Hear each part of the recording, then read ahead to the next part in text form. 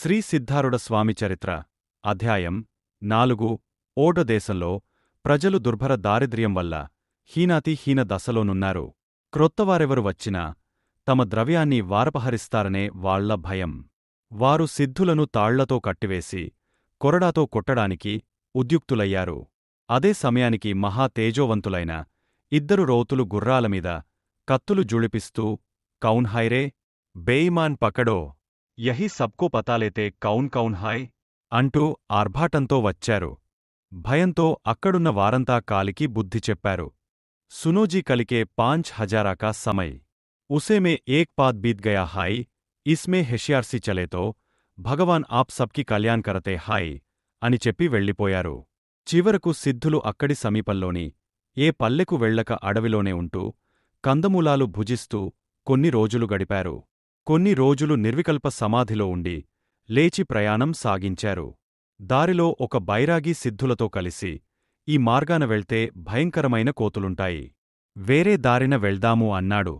దానికి సిద్ధులు, నశ్వరమైన ఈ శరీరాన్ని ఎన్ని రోజులు రక్షిస్తావు అని అతన్ని విడిచి తాను ఒక్కడే అదే మార్గము గుండా నడిచారు. బైరాగి చెప్పినట్లే దారిలో 100 కొద్ది కోతులు ఎగురుకుంటూ వచ్చి సిద్ధులను చుట్టుముట్టాయి. సిద్ధుల వద్ద తినడానికి ఏమీ లేదు. వారు నగ్నంగా ఉండటం చూచి నిరాశతో వెళ్ళిపోయాయి. సిద్ధులు అక్కడ నుండి సింహాచలానికి వచ్చారు. అక్కడ దేవస్థానంలో నరసింహమూర్తికి శ్రీగంధలేపనం చేయడం చూచి, భగవంతుడు సద్వాసనలతో కూడిన భావానికి దొరికేవాడేగాని చావు పుట్టుకలే, నేను అనే దుర్వాసనా భావానికి గోచరింపడు అనే భావాన్ని ఈ లేపనం సూచిస్తున్నది అనుకుంటూ బయటకు వచ్చి గోముఖ తీర్థంలో కూర్చున్నారు. అక్కడ ఆత్మహత్యకు సిద్ధమైన ఒక మార్వాడికి గోముఖ తీర్థంలోని నీటితో అతని మహారోగ నివారణ కావించారు. ఆ మార్వాడి సిద్ధులను ఇంటికి తీసుకువెళ్లి పూజించి తన సర్వస్వాన్ని సిద్ధుల పాదాల వద్ద అర్పించాడు. ఇవన్నీ నావిగా నీవద్దనే ఉండనివ్వు అని అతనికి దేహ పంచీకరణం, పంచకోశముల వివేకము ద్వారా జ్ఞానోపదేశము చేశారు. అక్కడ నుండి బయలుదేరి సిద్ధులు విజయనగరానికి వచ్చారు. అక్కడ కొందరు బైరాగులు వంట చేసుకుని భుజిస్తూ అక్కడే ఉన్న సిద్ధులను కూడా పిలిచారు. భోజనం చేస్తూ వారికి మనము తిన్న అన్నము దేహంలో ఏమవుతుంది అనే విషయం బోధించారు. అక్కడ నుండి సిద్ధులు భద్రాచలానికి వచ్చారు. అక్కడ రామదాసు పునరుద్ధరించిన దేవాలయం చూచి అక్కడ నుండి సజ్జనగడకు వచ్చి అక్కడ సమర్థ రామదాస స్వామి స్థాపించిన శ్రీరామమూర్తిని, రామదాసు సమాధిని దర్శించారు. అక్కడి నుండి విజయవాడ వైపుకు సాగి దారిలోని క్షేత్రాలన్నీ దర్శిస్తూ కృష్ణాతీరానికి వచ్చారు. అక్కడ విశ్రాంతి కోసం ఒక చెట్టు నీడలో కూర్చుని ఉండగా ఒక స్త్రీ అక్కడకు వచ్చి ముక్తి మార్గముపదేశించమని ప్రార్థించింది. దానికి సిద్ధులు స్త్రీలకు జ్ఞాన మార్గము యోగ్యము కాదని, సోమవార వ్రతమాచరింపవలసినదని బోధించి ఆ వ్రత మహిమ వివరించారు. అక్కడి నుండి సిద్ధులు మంగళగిరికి వచ్చారు. అచటి దేవాలయంలో ప్రవేశించి పూజారిని ప్రసాదం పెట్టమని అడిగారు. అర్చకుడు సిద్ధులకు పానకమిచ్చాడు. అది త్రాగి సిద్ధులు సావధానంగా తన అభయహస్తమెత్తి, దేవా, నీకు జయమగ్గాక అని ఆశీర్వదించారు. అది చూచి అర్చకుడు, దేవుని ఆశీర్వదించడం తప్పు అన్నాడు. అందుకు ఆరుడులు, అద్వైత బ్రహ్మము సగుణరూపంలో జగదుత్పత్తి, స్థితి, లయాదులను గావిస్తాడు. జగత్తునకు ఆధారభూత పరబ్రహ్మమును ఎవరు సాక్షాత్కరింపజేసుకుని బ్రహ్మమే తాననే దృఢనిశ్చయులవుతారో అటువంటి మహాత్ముల రణస్పర్శను గంగకూడ కోరుతుంది. అటువంటప్పుడు సర్వదేవతలు బ్రహ్మ విద్వరేణ్యుల ఆశీర్వాదమును అపేక్షిస్తారు అన్నారు. పిమ్మట సిద్ధులు మంగళగిరి కొండమీద నుండి దిగివస్తూ దారిలో ఒక గుహలో ఒక బ్రాహ్మణుడు క్షుద్ర విద్యలకే సాధన చేస్తుండటం చూచి వాటిని విడువమని చెప్పి అతనికి విధివత్ 4 వర్ణాశ్రమ ధర్మాలను బోధించి ఆశీర్వదించి పంపారు. అక్కడ నుండి సిద్ధులు ఆదోని వచ్చారు. అక్కడ బాళీ గుహ వద్ద కొందరు సాధువులతో కొన్ని రోజులు గడిపారు. వారికి భ్రాంతి నశించడానికి సాధనాలైన భూత పంచీకరణమును తెల్పి పిదప ఆత్మను వివరించి అనుభవానికి వచ్చేటట్లు చేశారు. వారిని రోజు చూస్తూ వారి బోధలు వింటున్న ఒక కుష్ఠురోగి సిద్ధులు మహాత్ములని తెలుసుకొని వారి పాదాలమీద పడి తన వ్యాధిని పరిహరింపవలసిందిగా ప్రార్థించాడు. సిద్ధులు కరుణతో వానికి తమ పాదతీర్థంతో స్నానము చేయించి పంచాక్షరి మంత్రముపదేశించారు. తక్షణమే అతని వ్యాధినయమై ఆరోగ్యమైన శరీరమొచ్చింది. ఈ మహిమ విన్న ఊరి జనులంతా వచ్చి సిద్ధుల దర్శనం చేసుకున్నారు. అక్కడ నుండి సంచారం సాగిస్తూ సిద్ధులు బీజాపూర్ వచ్చారు. బీజాపూర్లో తిరుగుతుండగా ఒక కసాయివాడు చేపట్టుకుని లాక్కునిపోయి జంతువుల చర్మాలు ఎత్తించాడు. ఒక ఇంటికి భిక్షకు వెళ్తే ఆ ఇంటి యజమాని మట్టి ఎత్తిపోయించాడు. ఉరుసు జరుగుతుంటే అక్కడ సిద్ధుల చేత దివిటీలు పట్టించారు. అక్కడ జరుగుతున్న నృత్యము, పాటలను అపహాస్యము చేయనారంభించారు సిద్ధులు. కొందరు గొల్లున నవ్వుతుండగా కొందరు కుపితులై సిద్ధులను కొట్టబోయారు. ఇంతలో ఒక మహాసర్పము ప్రత్యక్షమై సిద్ధులను వారి బారినుండి రక్షించింది. ఊరి లోపలకు భిక్షకు వెళ్లడం వలన దుష్టుల వలన బాధలు ఎక్కువవుతున్నాయని సిద్ధులు ఊరి వెలుపల ఒక పాడుబడిన కోటలోనున్న బించిఫ్ మసీదులో నివసింపసాగారు. అక్కడ దొరికిన పండ్లు మాత్రమే తింటూ పూర్ణానంద స్వరూపులుగా సంచరిస్తున్న సిద్ధులను చూచి కొందరు పంచముడని అనుకొన్నారు. కొందరు పిచ్చివాడనుకొనేవారు. కొందరు సాత్వికులు అయ్యో, ఇతని ప్రారబ్ధమేమిటోగాని ఇలా అన్న వస్త్రాలు లేకుండా అరణ్యంలో త్రిప్పుతోంది అనుకొన్నారు. సిద్ధులకు పూర్వము బద్వేలిలో జరిగిన సంఘటన గుర్తుకు వచ్చింది. బద్వేలి గ్రామంలో దేవాలయంలో కూర్చుని ఉన్న సిద్ధులను కాపలావాడు ఎవరు నువ్వు అని అడిగాడు. సిద్ధులు ఏమీ మాట్లాడకపోవడంతో కొత్వాలు దగ్గరకు తీసుకువెళ్లాడు. కొత్వాలు ఎన్ని ప్రశ్నలు వేసినా మాట్లాడకపోవడంతో సిద్ధులను ఒక చీకటి గదిలో వేసి తాళం వేశారు. 3 రోజుల తర్వాత బయటకు తీసుకువచ్చి మళ్లీ ప్రశ్నించినా సిద్ధులు జవాబివ్వకపోవడంతో కొరడాతో కొట్టడం ప్రారంభించారు. దెబ్బ దెబ్బకు సిద్ధులు శివార్పణమస్తు అంటుండడం విని ఒక బ్రాహ్మణుడు పరుగున వచ్చి ఈతడు బ్రహ్మజ్ఞాని వలె కనిపిస్తున్నాడు, ఇతడిని కొట్టకండి అని చెప్పి విడిపించి తన ఇంటికి తీసుకువెళ్లి సకలోపచారాలతో పూజించి వారిని తమ ఇంటిలో కొన్నాళ్లుంచుకొన్నాడు. ఆ ఊరి వారంతా సిద్ధుల వద్దకొచ్చి ఆధ్యాత్మ బోధ వింటూ ఇంతటి మహాత్ముని శిక్షించినందుకు కొత్వాలుమీద కోపించారు. కొత్వాలు కూడా ఆ మహనీయుని పట్ల తాను చేసిన అపరాధానికి పశ్చాత్తప్తుడై సిద్ధుల కాళ్లమీద పడ్డాడు. సిద్ధులు మాత్రము నా కర్మను ఈ రీతిన పరిహరించిన నీవే నాకు ఆప్తుడవు అంటూ కొత్వాలుకు నమస్కరించారు. కొత్వాలు కలవరపడి పరమపాపినైన నన్ను రక్షింపుమని శరణు వేడితే మీరే నాకు నమస్కరించి నన్ను ఇంకా ఏ నరకానికి పంపుతారు అని కన్నీరు కార్చాడు. అప్పుడు సిద్ధులు, కొత్వాలు విను, నా కర్మము నీ దృష్టిద్వారము గుండా నీ మనస్సులో చేరినది. అక్కడ అంతర్యామియైన గురువు నిన్ను ప్రేరేపించి నీ చేత ఈ పని చేయించారు. నా కర్మమును నాకు తినిపించి తీర్చివేసిన ఆ గురువుకు నా నమస్కారములు. దీనివలన నీకు ఏ బాధా కలుగదు అని ఆశీర్వదించి పంపారు. ఆ ఊరి జనులంతా సిద్ధుల పేరుతో మందిరాన్ని నిర్మించవలెనని ఉన్నదని ప్రార్థింపగా వారికి ఆశీర్వాదమిచ్చి అక్కడ నుండి బయలుదేరి వచ్చేశారు. సిద్ధులలా పాడుబడిన మసీదు వద్ద నివసిస్తుండగా మొహరం పండుగ వచ్చింది. కొందరు తాగుబోతులు సారాయి తాగి సిద్ధుల వద్దకొచ్చి వారిని లాక్కువెళ్లి బండికాడి భుజాలమీదబెట్టి 4 మనుష్యులు బండికాడిమీద ఎక్కి వీధి వీధి తిరుగుతూ డబ్బులు అడుక్కున్నారు. సిద్ధుల తొడలు నొప్పులు పుట్టి క్రింద పడిపోగా వారిని ఇంకా కొట్టి మళ్లీ నిల్చోబెట్టారు. అట్లా సాయంత్రం వరకు సిద్ధులను హింసించి విడిచిపెట్టారు. వారి 2 తొడలు కందిపోయి అడుగు వెయ్యలేక అక్కడే కూర్చుండిపోయి ఇలా ఆలోచించారు, నేనిలా తిరుగుతుంటే ఇంద్రియాలు విక్షేపం చెందుతాయని తెలిసి గురునాథులు ఒకే చోటున కూర్చుండమని ఇట్లా ఉపకారం చేశారు అని నిర్వికల్ప స్థితిలో అక్కడే కొన్ని రోజులు కాలం గడిపారు. అక్కడకు అనేకమంది బాలురు వచ్చి సిద్ధులతో రకరకాల ఆటలాడుతూ గడిపేవారు. అలా ఉండగా సిద్ధుల గురించి విన్న తులజప్ప అనే ఒక భక్తుడు పిల్లల చేతవారిని తమ ఇంటికి రప్పించుకుని వారికి సకలోపచారాలు చేసి పూజించి తన ఇంట్లో కొంతకాలముండవలసిందిగా ప్రార్థించాడు.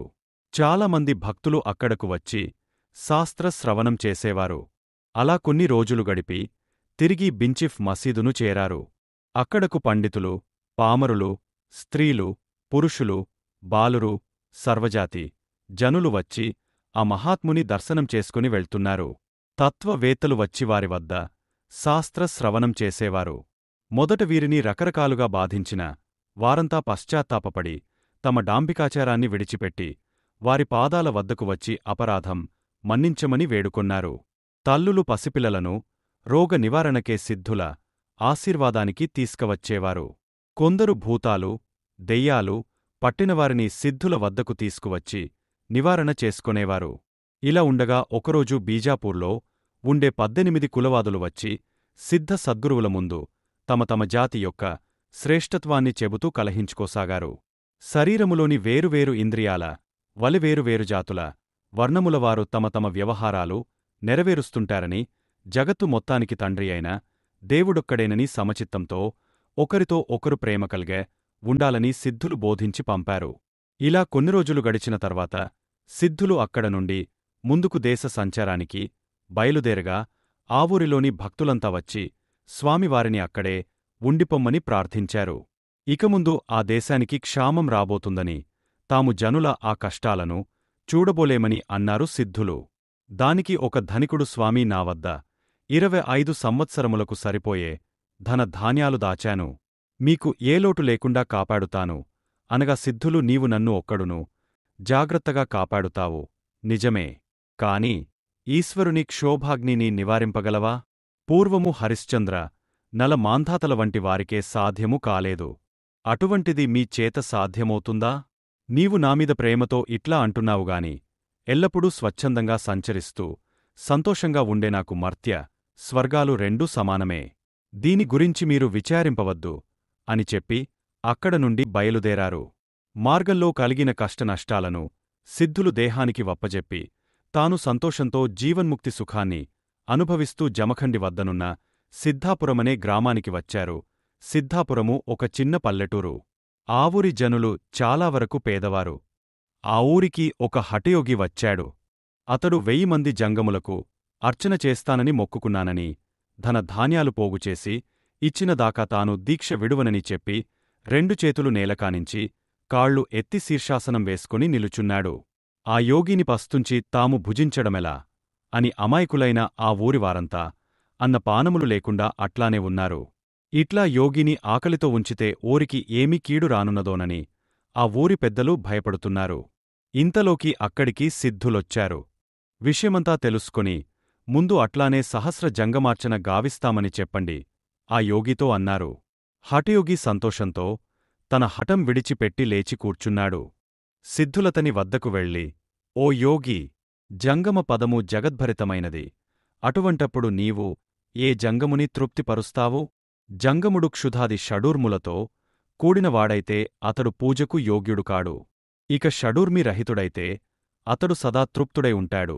అంటే వానికి అన్నాదులతో ఏమి ప్రయోజనం అని అడిగేసరికి ఆ హఠయోగి నోరెత్తలేకపోయాడు. అమాయకులైన ఆ ఊరి ప్రజలను మోసగించి డబ్బు సంపాదిద్దామని చూచిన వాని అసలు రంగు సిద్ధుల వద్ద బయటపడిపోయింది. ఇక అక్కడుంటే మర్యాద దక్కదని సిద్ధుల పాదాలకు నమస్కరించి ఆకలిగా ఉన్నది అన్నాడు. సిద్ధులు వానికి పాలు పంచదార తెప్పించి పెట్టారు. అవి తిని ఊరివారికి ముఖం చూపించలేక దొంగవలె పరిగెత్తుకుంటూ వెళ్ళిపోయాడు. అక్కడ నుండి సిద్ధులు యాదవాడకు వచ్చారు. భిక్షాటన చేస్తూ సిద్ధులు ఒక ఇంటి ముందు నిలుచున్నారు. ఆ ఇంటిలోని సాధ్వి సిద్ధులను చూచి ఒక రొట్టెముక్క కొద్దిగా కూర ఇచ్చింది. అది తీసుకొని సిద్ధులు, రొట్టె నిండా కూరలేదు అన్నారు. వెంటనే ఆమె సిద్ధుల చేతిలో నుండి ఆ రొట్టెను తీసుకుని అదే కూరను రొట్టెనిండా అద్ది తిరిగి ఇచ్చింది. సిద్ధులు మళ్ళీ అయ్యో, విరుచుకోడానికి రొట్టె మిగులలేదే అన్నారు. ఆమె నవ్వుకుంటూ లోపలకు వెళ్ళిపోయింది. సిద్ధులు పిల్లవానివలే రోడ్డుమీదే రొట్టె తింటూ హాస్యమాడుతూ జనాన్ని నవ్విస్తూ వెళ్తున్నారు. అక్కడ అల్లమయ్య అనే పౌరాణికుడు ఒక ఇంట్లో స్కాందపురాణం చెబుతున్నాడు. ఉన్మత్తావస్థలో ఉన్న సిద్ధులు ఆ ఇంట్లోకి వెళ్లబోగా పిచ్చివాడని తలచి లోపలకు రానివ్వలేదు. సిద్ధులు ఎవర్నీ లెక్క చెయ్యకుండా బలవంతంగా లోపలకు వెళ్లి కూర్చున్నారు. అక్కడ పౌరాణికునకు అలంకారములోని అర్థాన్ని సమన్వయము గావించి చెప్పగా పౌరాణికుడు సిద్ధులు గొప్ప తత్వజ్ఞులని గ్రహించి పాదాక్రాంతుడై కాశీ వెళ్లడానికి అనుజ్ఞనిమ్మని ప్రార్థించాడు. సిద్ధులు కాశీకి వెళ్లినవారు తిరిగిరారని అంటారు. నువ్వెందుకు వెళ్తావు అన్నారు. శాస్త్రి, అది ఏమైనా కానివ్వండి, నేను మాత్రము వెళ్లడానికి నిశ్చయించుకొన్నాను అన్నాడు. అట్లయితే నీవు వెంటనే వెళ్ళు, తిరిగిరావద్దు అని ఆ అల్లమయ్యను ఆశీర్వదించారు. అక్కడ నుండి బయలుదేరిన సిద్ధభారతి తిరుగాడుతూ ఒక కోట లోపలికి ప్రవేశించారు. చీకటి పడింది. గస్తీ వాళ్లు సిద్ధులను ఎవరని ప్రశ్నిస్తే సమాధానం చెప్పకపోయేసరికి కొరడాలతో కొట్టనారంభించారు. అంతలో 2 వ్యక్తులు, ఇతడు మాకు తెలుసు, దొంగకాడు, భిక్షకుడు అని చెప్పి విడిపించారు. సిద్ధులు ఊరి బయట మారుతి ఆలయం చేరి అక్కడ విశ్రమించారు. మర్నాడు ఆ వార్త విని అల్లమయ్య శాస్త్రి భక్తులతో వచ్చి బాధపడుతుంటే స్వామి పూర్వము బళ్ళారిలో జరిగిన సంఘటన చెప్పి, దానికంటే ఇదేమంత పెద్ద కష్టము కాదని, సర్వము శివార్పణమని చెప్పారు. బళ్ళారిలో కాలాబజారులోనున్న ఒక ధనికుని ఇంటి ముందు భిక్షకే నిల్చున్న సిద్ధులను కాపలావాడు నీవెవరు? అని అడిగి, సిద్ధులు సమాధానం చెప్పకపోవడంతో క్రితం రోజు వారింటికి కన్నం వేసిన దొంగ అని భావించి చేతిలోనున్న కర్రతో కొడుతూ 5 మెట్ల మీద నుండి క్రిందకు తోశాడు.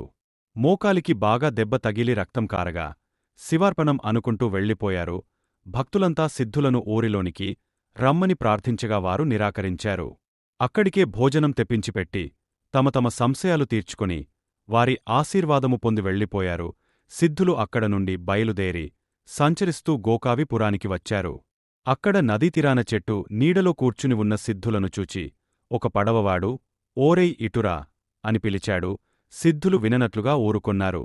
వాడు సిద్ధుల సమీపానికి వచ్చి బలవంతంగా చేయి పట్టుకుని తీసుకువెళ్ళి నావ దగ్గర నిలబెట్టి, నువ్వు ఈ నావను తీసుకెళ్ళి నీటిలో పెట్టు అని దాని తాడును సిద్ధుల చేతిలో పెట్టాడు. సిద్ధులు ఆ నావను ఎత్తి నీటిలో వేశారు. 10 మందికిగాని అలవిగాని ఈ నావను ఇతడు ఒక్కడే ఎత్తాడు. ఇతడెవరై ఉండవచ్చా అని ఆశ్చర్యంతో ఆ పడవవాడు సిద్ధులను, నీవెవరివయ్యా అని అడిగాడు.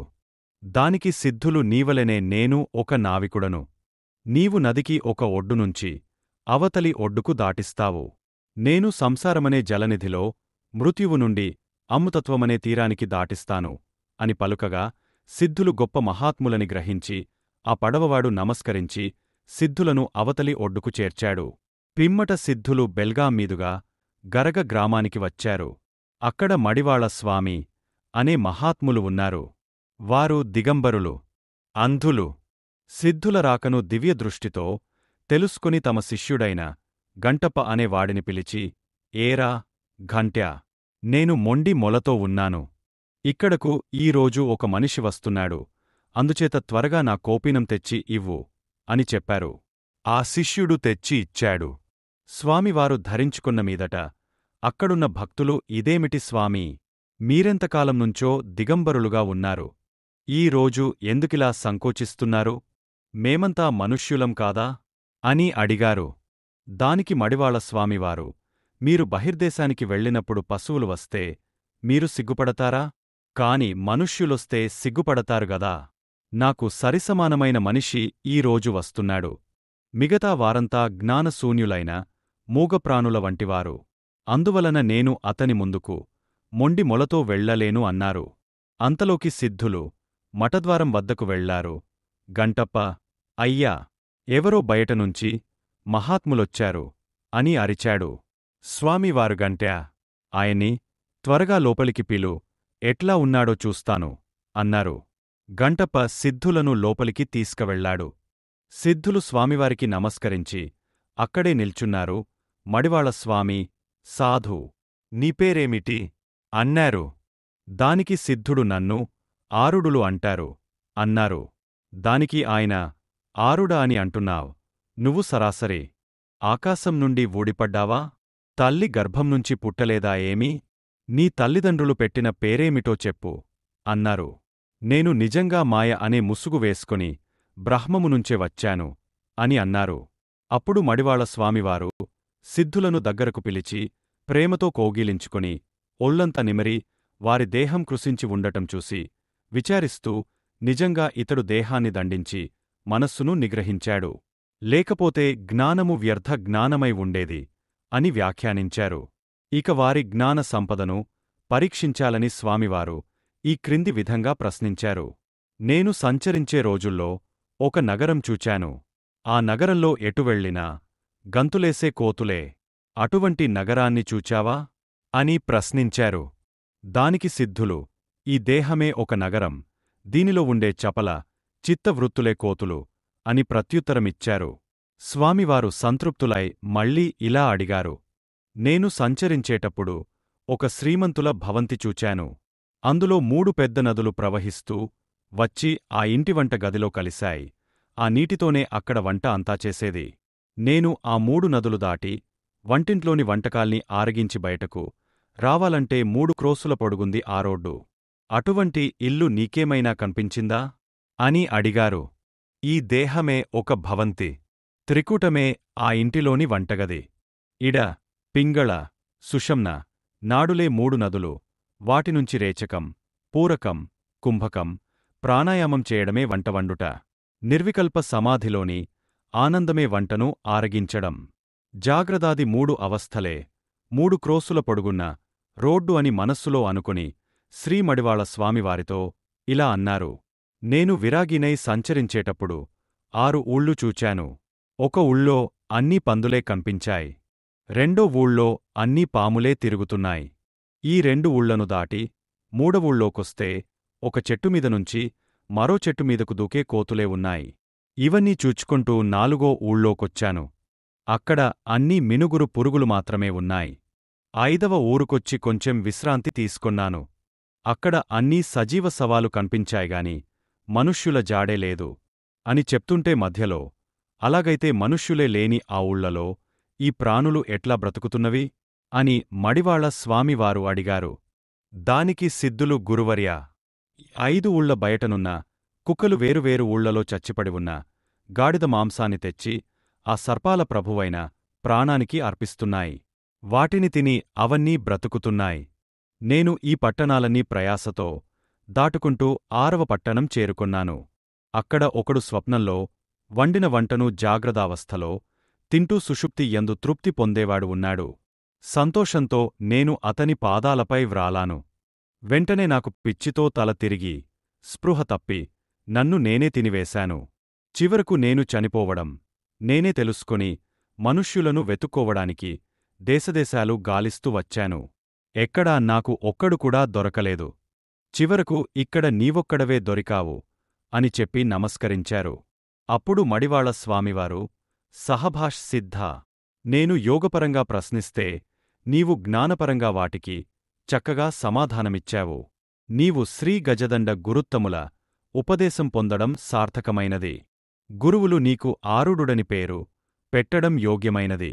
పోతే యోగ వాసిష్టంలో అన్నం పాత్రలో ఉన్నప్పుడు దాని రుచి తెలియదు. పొట్టలోకి వెళ్ళిన తర్వాత కూడా తెలియదు. కాని నాలుకమీద ఉన్నప్పుడు మాత్రమే దాని రుచి తెలిసేది అని వ్రాయబడి ఉన్నది. దానిమీద నీ అభిప్రాయమేమి అని ప్రశ్నించారు.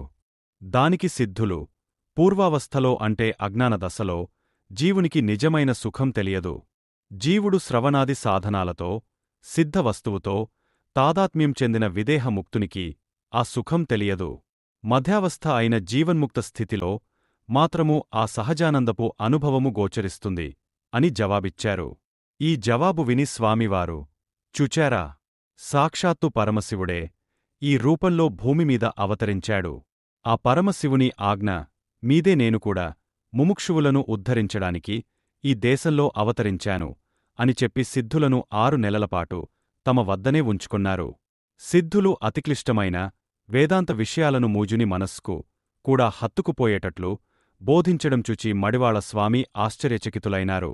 నిజగుణులు కన్నడములో రచించిన శాస్త్ర విషయాలను సిద్ధుల ద్వారా విని ఆనందపరవశులై, సిద్ధా, నిజగుణులు ఇలా శాస్త్ర విషయాలన్నీ ఇంత సరళమైన కన్నడంలో తెలిపారని నాకు తెలిస్తే నేను సంస్కృతం నేర్చుకోవడానికి కాశీకి వెళ్లేవాడినే కాదు అని అన్నారట.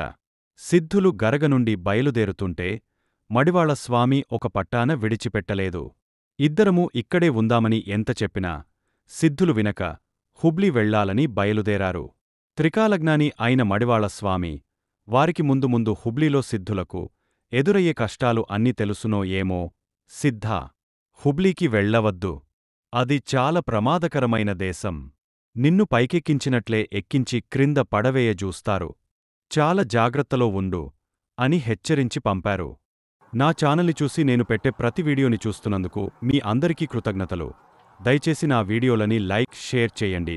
కుదిరితే కామెంట్ చేయండి. కొత్తగా చూసేవాళ్లు నా ఛానల్ని సబ్స్క్రైబ్ చేయండి.